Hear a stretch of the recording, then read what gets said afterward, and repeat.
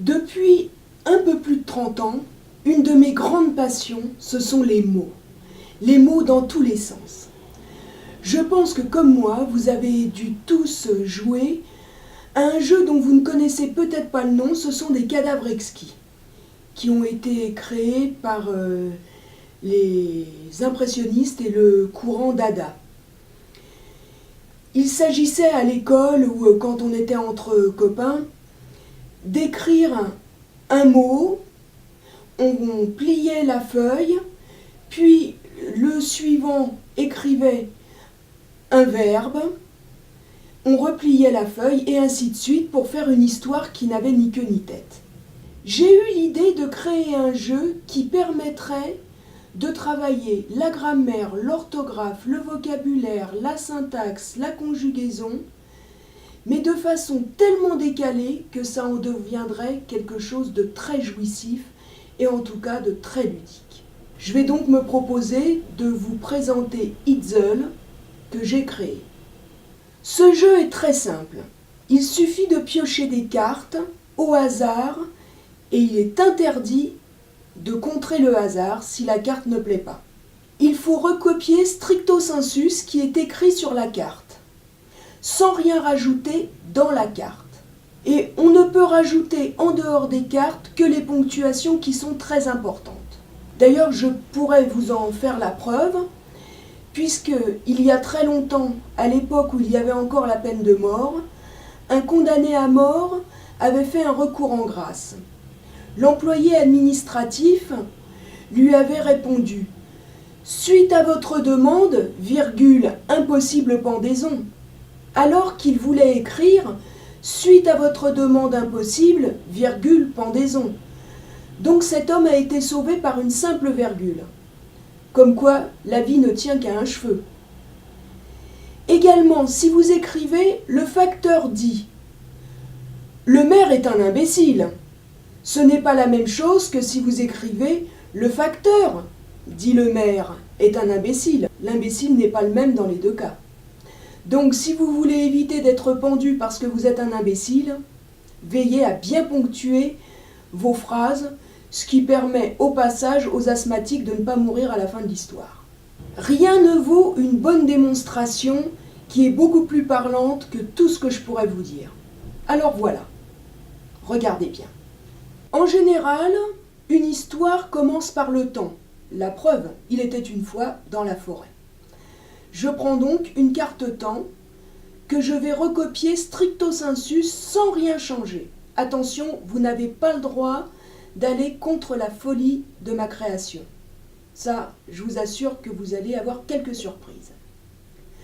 Si ça peut s'adapter, vous pouvez rajouter un adjectif qu'il faut accorder en genre et en nombre en fonction du mot qu'il complète. Ensuite, une carte lieu. Toujours, vous recopiez bien ce qui est écrit. Ne recopiez pas ce que vous pensez avoir vu, mais bien ce que vous avez vu. Voyez par exemple, il y a une carte, c'est sous un feu de chemisier. Mais n'écrivez pas sous un feu de cheminée, c'est bien sous un feu de chemisier. Si ça peut s'adapter, n'hésitez pas à rajouter un adjectif. Les adjectifs, vous pouvez en rajouter plusieurs, mais attention, n'abusez pas parce qu'après ça noie le mot. Si vous en mettez plusieurs, vous mettez un adjectif, la conjonction et le deuxième. Si vous en voulez plus, vous mettez un adjectif, virgule le deuxième, virgule jusqu'avant le dernier et le dernier. Ensuite, là on va friser l'hystérie, les personnes. Vous verrez que si vous utilisez Itzl, vous aurez quelques surprises. Toujours, vous recopiez exactement ce qui est écrit. Là, ça s'y prête mieux que pour n'importe quelle carte. N'hésitez pas à prendre un ou plusieurs adjectifs qu'il faut toujours bien accorder. Ensuite, le verbe. C'est là que ça se corse. Il faut bien sûr le conjuguer en fonction du temps et de la personne. Le temps, parfois, vous vous rendrez compte que vous pouvez choisir n'importe quel temps qui vous conviendra. En général, quand les gens ont le choix, ils prennent le présent. Et pourtant, c'est le temps le plus difficile en conjugaison.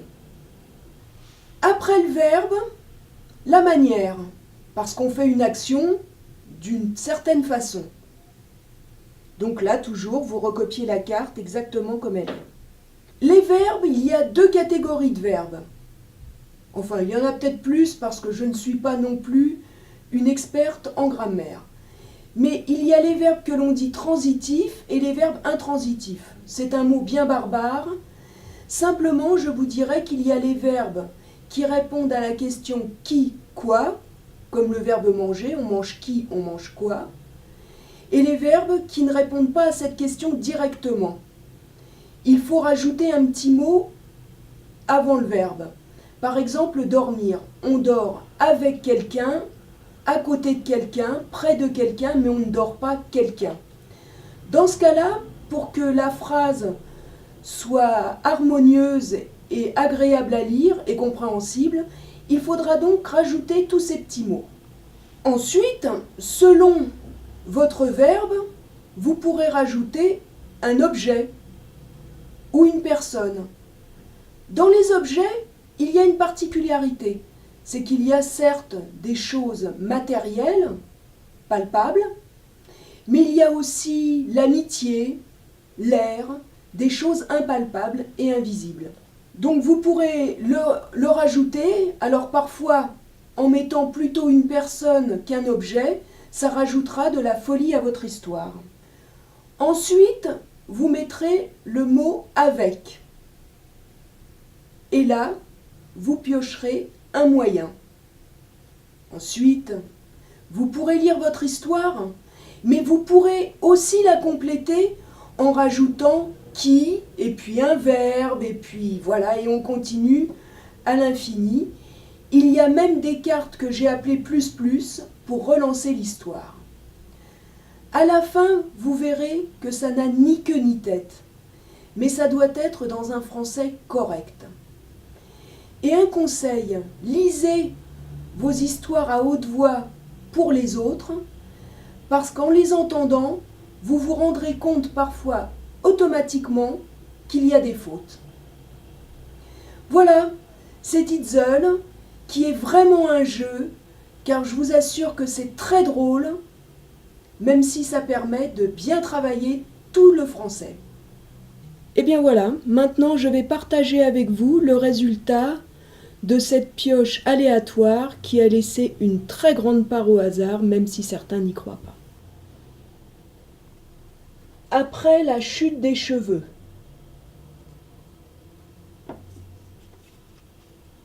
Humide, virgule, à côté de la plaque, orgueilleuse, virgule,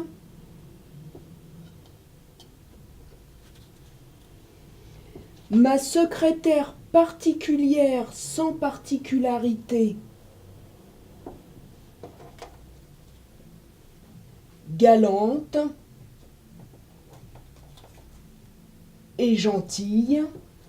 Là, au regard de cette carte, ma secrétaire particulière sans particularité, il faut faire attention de savoir si on veut que les adjectifs s'accordent en fonction de la secrétaire ou des particularités.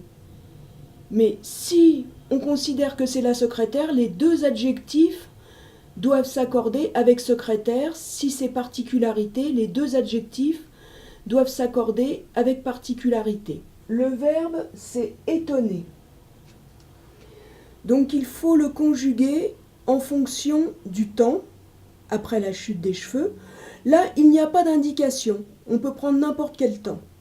L'expérience m'a montré que spontanément, les gens prennent plutôt le présent et pourtant c'est celui le plus compliqué. Moi, je vais choisir le passé. La personne étant ma secrétaire particulière, sans particularité, c'est donc la troisième personne du singulier. Donc, a étonné. Elle a étonné comment? Elle a étonné salement. Alors, après, on peut mettre soit une personne, soit un objet selon votre degré de folie. Je vais choisir un objet. Des pistaches. Elle a étonné salement des pistaches. Là, je vais rajouter avec et je vais mettre un moyen. Avec des chaises à porteurs. L'histoire pourrait très bien s'arrêter là, mais elle sera un peu courte à mon goût.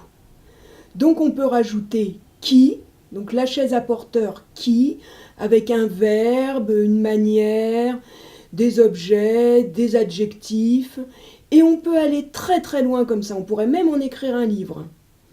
Mais il y a aussi des cartes que j'ai appelées plus plus, qui elles permettent de relancer l'histoire. Voilà, en tout cas, on peut faire marcher notre folie et surtout bien travailler tous les points de français les plus rébarbatifs de façon très ludique.